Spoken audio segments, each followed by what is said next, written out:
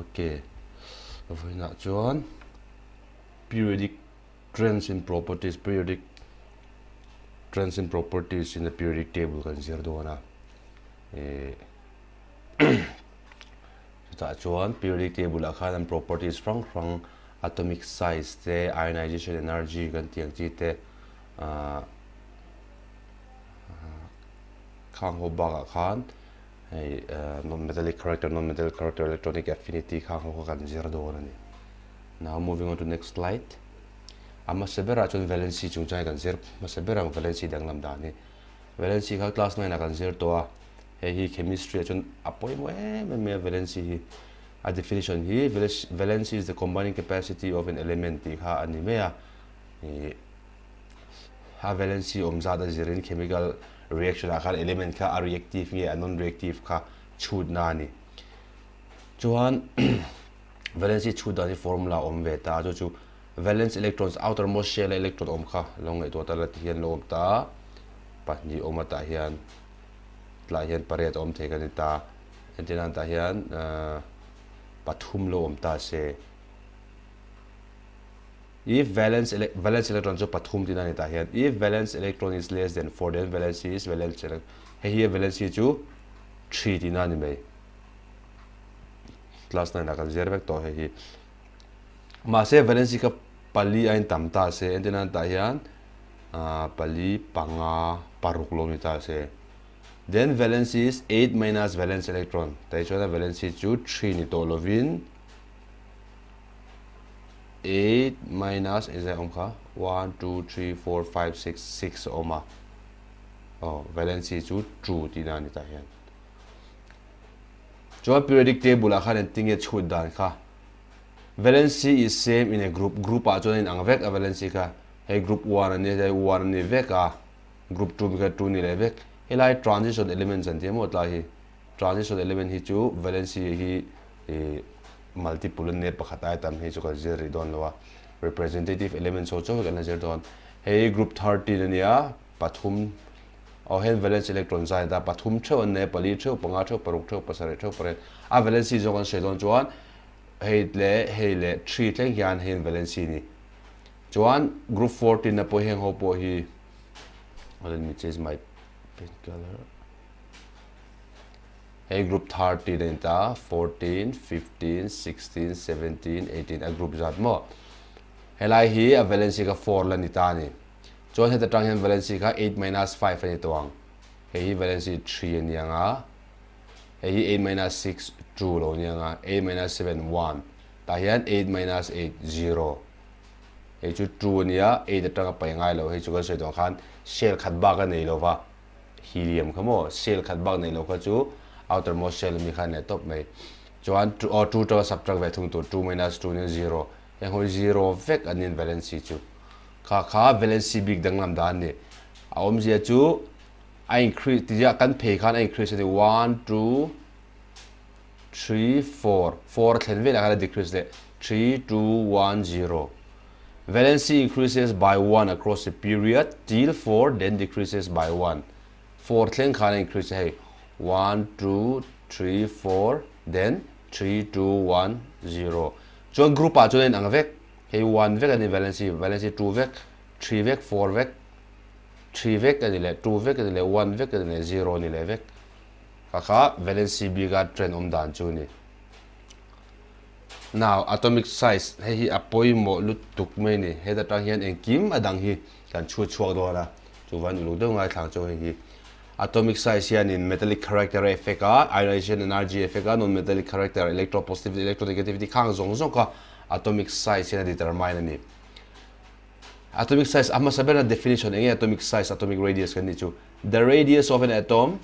the distance between the nucleus and the outermost electron is called its atomic size here na lo om le ta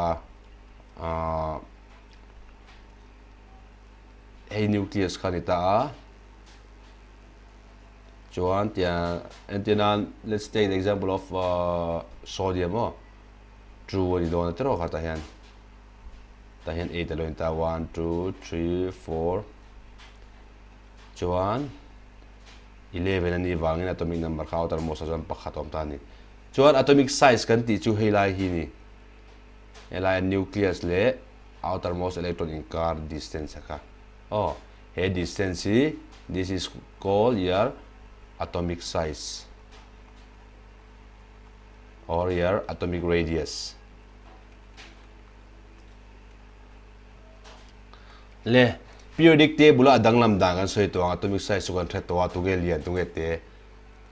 atomic size decreases across a period ti zo hang phe chu da te tul tul ni alem ga en hian lithium aliena beryllium ate boron ki emula ate phe tal tel ani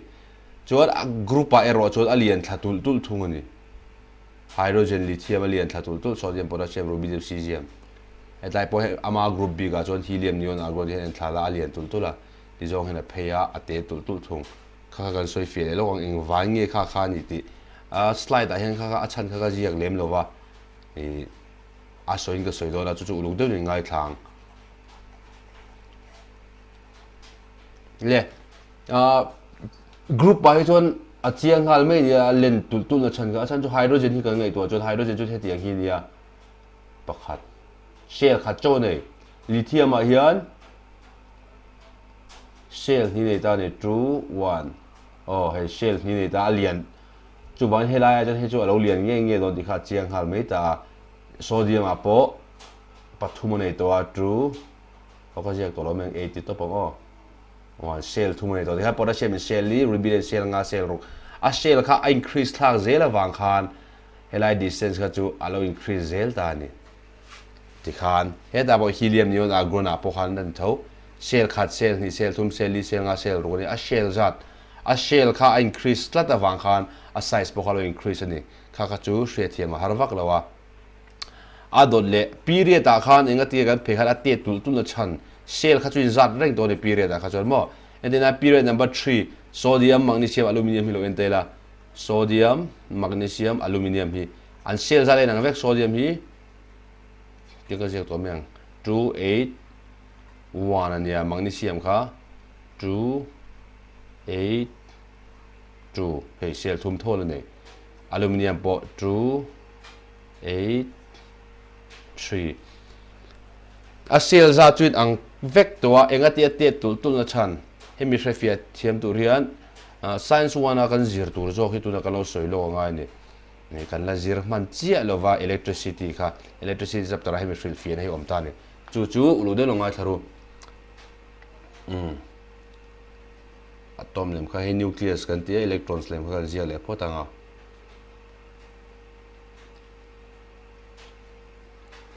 kan soi photo kha nucleus is positively charged ania electrons kan negatively charged ani chuan hemite pani anin heap ta ni chuan anin heap na force chu chuan hian coulomb's law kan manga chu F is equal to k q a science 1 kan zero dona k q1 q2 by r squared ani a force chu chuan chumo q1 ni a charge soina ni a charge tam zong soina positive charge tam zong soina ni a emo negative charge tam zong soina ni chuan Newton's law of gravitation ne khain ang lu to ga F equal to g m1 m2 by r squared m1 m2 ka mass ani r kha distance between their center kan dikha helai r square hi a distance between hemi nucleus le helai electrons in ka hemi distance so hi ni ve thung ta ni chuan g kha gravitational constant ka ti k hi coulomb's constant ti ve meng coulomb's constant ni chelo ming hi a value dik tak chu k hi value fran la nei la 1 by 4 pi epsilon not ania okay you'll study about this in class 12 tu na ta chon atangkai le lo helai chu class 12 la mai la zer tu rani le tu na poi mo chu he hin ta ni a ke kha chu constant a adang lam don lowa he da kan en chuan force si tam thei tu tur chu q1 le q2 an tam chuan f tam don ti na ni r tam chuan f atlem don r atlem chuan f tam o r kha chu lo da thale tai la tu na poi mo ta ber chu q1 le q2 hin ta ni chuan sodium le magnesium kan compare lo kang sodium thilom dan chu tiang hen om ta ni nucleus ka lian pu ka jiak tonga 11 positively charged ka som pakatan om ta ni nucleus a khan proton som pakatan oma chuan electrons kha ten se mengo 2 8 1 a chu dan kan nei lo ti hian raf dun chu te la f equal to tiang hi lo in ta ni 11 11 ti me o 11 positive le 11 tho negative kha you divide by r squared chuan chu ti lai me chuan hei sodium in ta magnesium kha compare ve thung magnesium kha tian om ve thung ta ni 2 8 2 ni ta ni chuan helai hian 12 ti meng magnesium a chuan force chu da chu tiang hi lo in ta ni k 12 by r squared hian en ta le nge om zia 11 square ai chuan 11 into 11 ai chuan 12 into 12 kha tam zo ka ni chu wangin sodium ion magnesium a hian ein hib na kha turu zok ta ni ein hib na dei zok ta ni force kha tam zok sodium ion magnesium ein hib khami anin hib na anal zo ka wang han he nucleus hian he lai electrons ka alo hib na alo in nai big ta ni thiam dro kha wang khan sodium ion magnesium kha alo te zok ta ni aluminium pe chu te le zual to achan chu aluminium pe so pathum le so pathum ka lo hip to ta ne carbon a pe so pali le so pali nitrogen a so panga le so panga tikhan proton le electron a shell in zat danga chon protons le electron kha an tampo le in hip na kha lo na sata he q1 q2 kha a he mi value kha tampo le force kha lo tamta kham in hip na lutuk na lama khan in hip na lutuk awang khan atom kha alloy heap nai ta electrons ka lo heap nai ta allo te phe ta tol tol ani lithium ion beryllium atea ti khan ate phe tel tal achan chu an electrons le protons allow increase tlata shell increase si lo khan kha in heap na ti tamta coulombs electrostatic force kha in atom kha allow ti te ta ni kha atomic size danglam dan chan chu ni ti ate phe tel na chan te a chu zonga len tul na chan te a chu zong chu ka soi do ka shell a pung ta chu wang chuan a size ka chu lian lo thelo he da don shell a ngai reng ama se protons electrons khan punga protons electron pun chuan ani him na kha lo pung ti na nia kha khan lo ti song te thin ta ne ti khan atomic size du tok le la a do le metallic character electropositivity kan di bok define le pota eng omzia the tendency of an element to lose valence electrons so as to achieve noble gas configuration is called metallic character or electropositivity element re hianin an tumber chu outermost shell noble gas anga om khani noble gas angzat electrons nei khani dan entinan sodium khalo en le tela 2 8 1 oh outermost electron ga datang he hian noble gas anga om theidan kong ni ania pakhatna chuan outermost separate om tu kan di to khamo paretom khan noble gas ani don ta pakhata nei ta pariat tur cha pasari danga lag lo ngai tro 7 electrons si lalut se pariat oma noble gas ani om don ni ani lo le chuan dangom le theidan chu 2 8 1 he laim hi thok chho de ta se 1 hi 2 8 ringot khawm don ta o na nia ta jon na to lo na plus ani de to na plus ani na chan chu n amma kha chon ta hian he 281 som pakhat oma electrons ka proton po so pa proton hi chu danglam ngai lo o nucleus mi kha so pakhat ve ve ne im balance ta chuan proton ka som pakhat thola ne plus ka som pakhat oma minus electron kha som chu om to a plus 11 le minus 10 atang khan plus 1 lo choge na plus ka de thin tan le ta hian sodium ina noble gas anga om theidan chu electron pasari dang laglu emo electron pakhat pai chu khan ta ni chuan naturally what happen is pariat pasari laglu ai ka chuan pakhat nor chu kha lo ol samjok ta ni chu wang chuan sodium kha metallic character kha anei sang kan ti ta ni oh electron pakhat loss kha chu ol lutuk electron pasari laglu ai electron pakhat loss kha ol samjok ta he sodium yan kha wang khan sodium kha a metallic character sang kan ti emo electropositive lutuk kan ti ta ni tunai share tur chu metals and non metals class 9 kan soi to properties kan zero to tuna class 10 hen a definition kan zero don ta ni metal define an chu hi ni outermost shell electron loss thin hi mo hang ho ka metals kan tia outermost shell electron gain thin non metal kan ti thung ani sodium hian pasari gain a theilo ประคัดจุดเราเกณฑ์เทมิที่มาเสประคัดเกณฑ์ในฝั่งขันโนบลูเกสข้าละอังพัชวงสีเลวปริยัติข้าละเนี่ยเลวตัวมอสปัสริลายข้าลากลุงไอปัสริลากลุงข้าฮาร์สเลตัวตานปัสริลากลุงไอจนประคัดลอสเมข้าอุลสัมจกตาจูวางจนเมทัลลิกคาแรคเตอร์ในสร้างกันดิตานี่โซเดียมข้าเมทัลส์กันดิตานี่จวนสวยเลยเจเลยละเอาอาดุตตะกันสวยตัวจกตัวจนสวยรีละวังอาดุตตะ non metallic character กันละสวยนอนทั่วที่ข้ามmetallic character change ด้านจู periodic table อะไรชุดโลกเทดานอมเลตานี่ metallic character decreases across a period and increases down a group ที่จงเฮียน a decrease เตียงชาติก็รอนได้ที่โลกพิรูเตียง arrow line ตะขีบายหัดอุลสำนักที่จงเฮียน decrease ที่จงเฮียนชุกจงเฮียน increase ทุ่งติตานี่ชุกจงขัน increase ที่จงเฮียน decreaseเองฟังไงข้ากันสวยเฟียเลียงเพย์จงก็สวยเพราะต่างปีเรียดขตาโซเดียมเละมังนีเซียมบุคคลคอมเพลเลยแต่ละมังนีเซียมจุดที่เห็นออกมา true 8 true โซเดียมเขาจะขัดเจ้า loss ค่ะอ่างไงมังนีเซียมจน loss เวทน้องตาเสปัดที่ loss อ่างไงตานี่ประคัด loss ก็จุดเทไม่อะประคัดจุดเตรียมตาปัจจุบันจุดประคัดไอ้เราตำตัวปัจจุบัน loss ก็จุดฮาร์ตตรัสไม่นี่จุดวางจุดอเมริกันคาแรคเตอร์ข้าเราเนียมการสวยตัวขันอะตอมิกจวนขัดที่เราจงก็สวยฟีเลยด้านจูอะตอมิกไซส์ก็ไงตัวเดียงโซเดียมจุดเลียนจกันที่ตรุค่ะโซเดียมจุดเลียนะมังนีเซียมจุดเราเตะตัวอัลเลนก็จุดอินฮีบนะข้าเราเตรียมบีกตาอัตเตะข้าอินฮีบนะเรานะเฮลัยnucleus possibly charge ข้านี่เฮลัยห้องให้ฮีบนะข้าเรานะตัดบีกันนี่เราเตะมีวางอิน force กันสวยขโมย q1 q2 โอเค q1 q2 by r square กันนี่ตัวค่ะ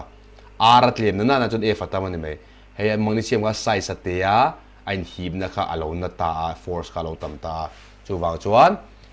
loss ข้า hard สัตตานี่ประคัดไอ้ปัจจุบัน loss ข้า hard สัตเริ่มบอกจูวางจวนที่จงที่จวน metallic character ข้า decrease นี่เฮ้ยอะไรมีอันนู้นละ sorry อะไรมากันเอ็นจวนเฮ้ยโซเดียมแมกนีเซียมนี่แต่อลูมิเนียมซิลิคอนฟอสฟอรัสเป็น non metallic ตัว sulfur chlorine argon metallic character ข้า decrease เพย์จัดตานี่อันนี้เลย period อ่ะเฮียนgroup อ่ะเฮียนชุกทจงเฮียนินincrease กันตาเฮล่ะเฮียนชุกจงเฮียน metallic character increase กันตา electron loss ข้า all สัมจกที่นั่นอีจูข้าพวกข้า atomic size ในข้าอัน related ตัดกันสวยเลยข้าหลังโซเดียมเลย potassium กิโลเอนเตล่าโซเดียมจุด true 8 1อันเนี้ย potassium ข้า true 8 8 1อัพมาสาจกันสวยตัวครับ potassium ก็ใส่สลียนจกอิเล็กตรอนจุดประคัดเวเวลอสตัวนั้นเนี่ยเตียงไอตัวไม่จวนประคัดเวเวลอสเอาสำหรับอังเร่งโลมีโลติเมเทียมาใช้โซเดียมจุดไซส์ข้าเตะตัดเซลล์ทุ่มโจเนี่ยไซส์เตะจนไอหิมนะคะเราหน้าเดียวตา potassium จุดเซลล์ลีไลข้าเนี่ยไซส์ข้าเราเลียนโตที่นั่นนี่จูขามีบางกันไอหิมนะคะเทมบิกตาforce ข้าเราเทมบิกตัวนี้กันสวยตัวค่ะ F is inversely proportional to r square F equal to k q1 q2 by r square ที่นั่นนี่เฮงฮี constant เร่งตาเซ r เทมจน F ต่ำ r ต่ำจน F เทมแต่เห็นเฮียใส่เลียนตัว r ต่ำตัว F ข้าเราเทมตานี่ nucleus ข้านินเฮลัยมีข้าว่าฮีบนาวักตัวเราว่าจูวักัน loss เอาซ้ำจุดอย่างเช่นจน potassium อัน rubidium ข้าmetallic จอกตัวนะใส่เลียนจอกมีเอา cesium ข้า francium ข้าก็อย่างเช่นข้าน atomic size เนี่ยข้านไอ้หนังเลนี่ atomic size ข้า atom ข้าอัลเลนจวน metallic character ข้าตามันนี่ไหม atom อัลเลนจวน electrons ข้า loss เอาซ้ำatom ข้าเตะจวน electron loss ข้า hard สัตตา metallic character ข้าเตรียมเวทีนั่นนี่จู in the next ionization energy non-metallic character electronegativity เฮงฮีที่นี่อังเวกอันนี้เชี่ยเลยว่าอามาโรจูอัน decrease และ increase อันนี้อันนั้นวางอินปากตาการวันเจียกลางอันนี้ ionization energy กันสวยมาเสเบรัง the energy required to remove the valence electron from an atom to form ion is called ionization energy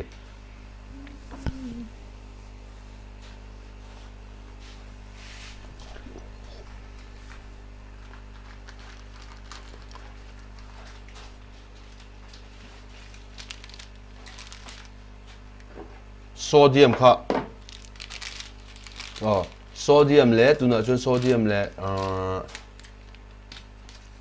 chlorine hi kan compare de yang sodium kha tiang hi loin ta true 8 1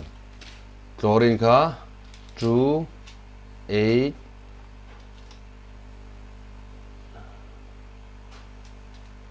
7 1 2 3 4 5 6 7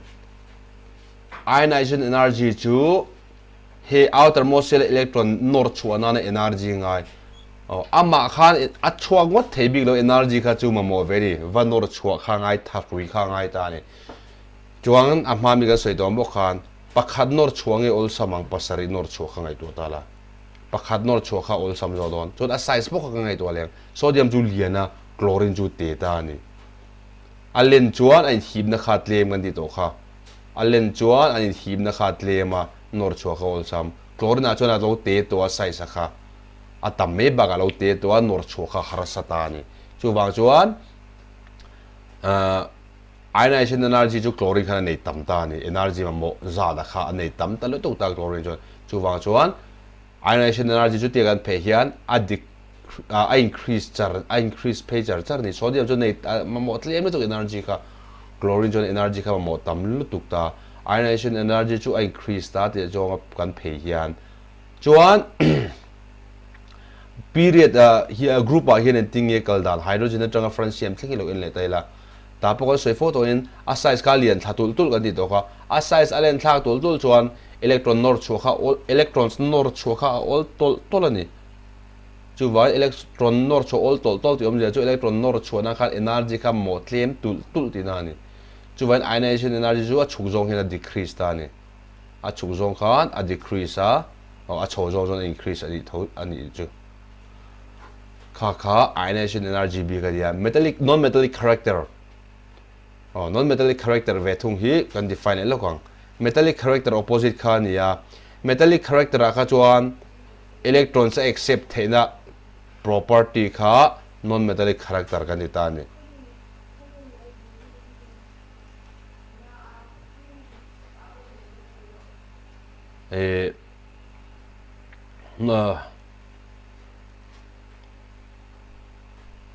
metals khan electron and loss thing kan ta non metal a chon electron khan gain ve thung ta ni kha a gain all samna le har sanna kha electronic negativity emo non metallic character chu kan ti ta sodium le magnesium kha lo compare le taila sodium a chuan 2 8 1 bok khan ni le magnesium a 2 8 2 chuan kan soi dong khan magnesium hi alian ate zo kan ti to kha ate kha chole him na khana mo force kha tam alen chuan a him na kha tlem chuan heta hian exact em mo khangai to le electron kha hian pasari ma mo ni mo gain tur chuan noble gas kam tu pasari ma mo he paru ka ma mo chu wangin sodium a khan magnesium khan non metallic character kha nga zo ka ni electron lag lu le kha ol sam jok thlat chlorine tenga phe chu ol sam tol tu ni 2 8 7 lo ni ta chlorine chuan pakhat ba ka motor re lo electron ni chu da size ka lo te le tuk to ni sodium te ai chuan kha khan hip kha a hip khan na le zol electron na hip na khan na le zol ta chu wan chlorine kha chu non metallic ta em ta ni ti khan non metallic character chu ti zong hian an increase le ta ni across a period da khan increase a